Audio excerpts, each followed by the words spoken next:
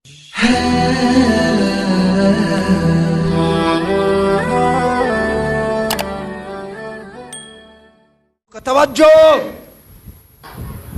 360 پټول کال کې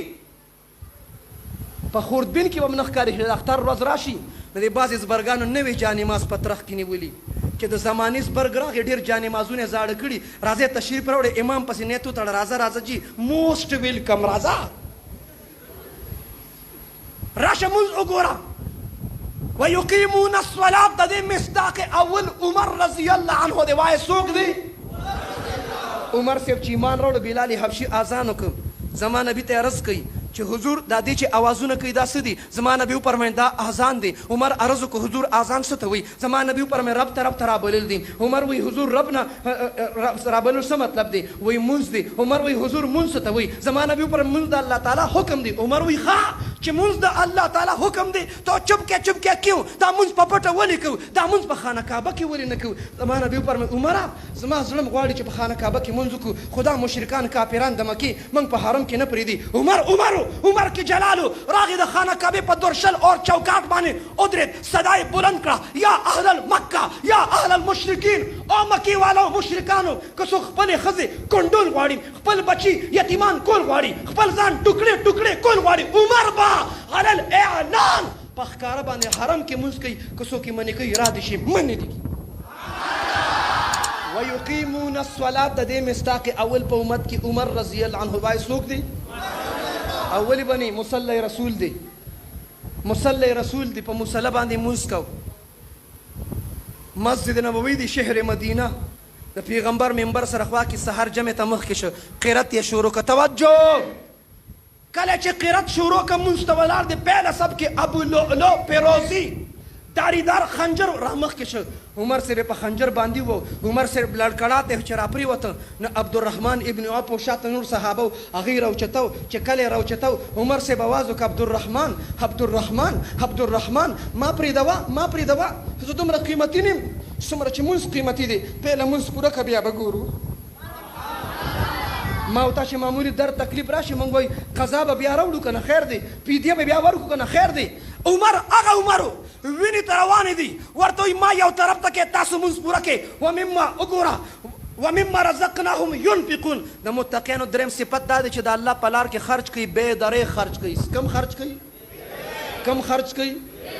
بیا وایي چې ما دا بې درې کم ځای راکړو وګوره جلالین شریف وګوره جلالین بابا وګوره خرج نفلي خرج صدقات مسجد مدرسه خانقاه تبلیغي مرکز جوړول غواړي که نه غواړي فقراو مسکینانو باندې خرج پکار دی که نه دی پکار راځئ ومما رزقناهم ينفقون ومما او د هغه مال نه رزقناهم الله چې موږ ورکړي هم دوی ته ينفقون خرج کوي بې درې خرج کوي د دې خرج مصداق اول په امت کې تم خرج کې زم خرج کوم تاسو ټول به خرج کوئ لیکن په اعلای کلمت الله د پر د الله په دین باندې په خرج کې د دې مصداق اول وایي عثماني غني دی څوک دی اولی بني غني اسې غني نه عثماني غني اسې غني نه یو صحابي راغی حضور ما باندې قرضه را تعاون را سره وکړه بیت المال ته لاړ شه واپس راغی جي بیت المال کې څه نشته رسول الله صلی الله علیه وسلم فرمایل صحابي ته لاړ شه د عثمان دروازه وډبوه اب د سره تعاون کې لاړ چې د عثمان دروازه ډبوله نو چې د دروازې سره غوږ کېښود نو د عثمان رضیان خپلې ښځې سره جګړه وه جنګ یې ما زه شکر دی خبره ناشنا نه ده دا جنگ په هغه دور کې مو په دې دور کې مو لیکن آج میاں بیوی جو لڑتے ہیں نن چې ښځه خاوند جنګېږي هلته چې هغې جګړه کوله هغه ټس میچ و دا اوس خو فاینل میچونه وي اوس خو سم عجیبه کار وي د خواښې پکې خپل رولي د واده د هلک خپل رولي د دلهن پکې خپل رولي او سخر کاکا پکې خپل رولي دا به حیثیت امپایر پکې ځي راځي هلته چې وګورې خواښې انګور جنګ شروع کړي نو دې ورته کله وایي چې آوټ شه او کله وایي چې نټ آوټ شه کله وایي آوټ او کله وایي نټ آوټ د خپل رول دی دا که چېرې د واده موضوع په هغې بیا خبره وکړو بهرحال په ګانه بجانه په ډنګ ډونګې چې واده کړي الله او د الله رسول یې خفه کړي او خرافات حضرت صاحب چې څنګه اوس وفرمیل دا یې پکې کړي نو په لومبۍ ورځ هم خوشحاله په دویمه ورځ هم په درېیمه په څلورمه ورځ بیا د خواښې او د انګور فاینل میچي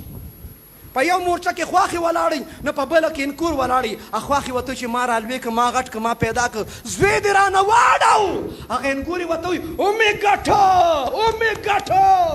په ایمان یې د پښتنو کورونو کې دا کیسې شته که نشته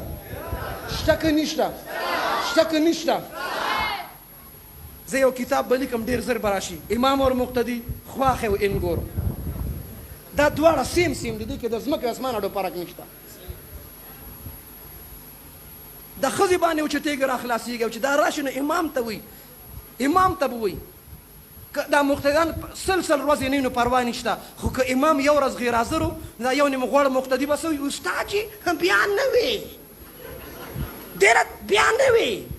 الله د دې مصلي د وارثانو قدرداني موږ ته نصیب کړي غوږ یې کېښود عثمان غني خپلې ښځې ته وایي په دې ډیوه کې لاټین کې چې دا باطي ډېر اوچته وي نو تیل ډېر خرچ کېږي او کله چې دا باطي پکې ښکته پرېږدي تیل کم خرچ کېږي نو عثمان غني ښځې ته وایي دا باطي ښکته ساته چې تیل ډېر نه خرچ کېږي همداسې ده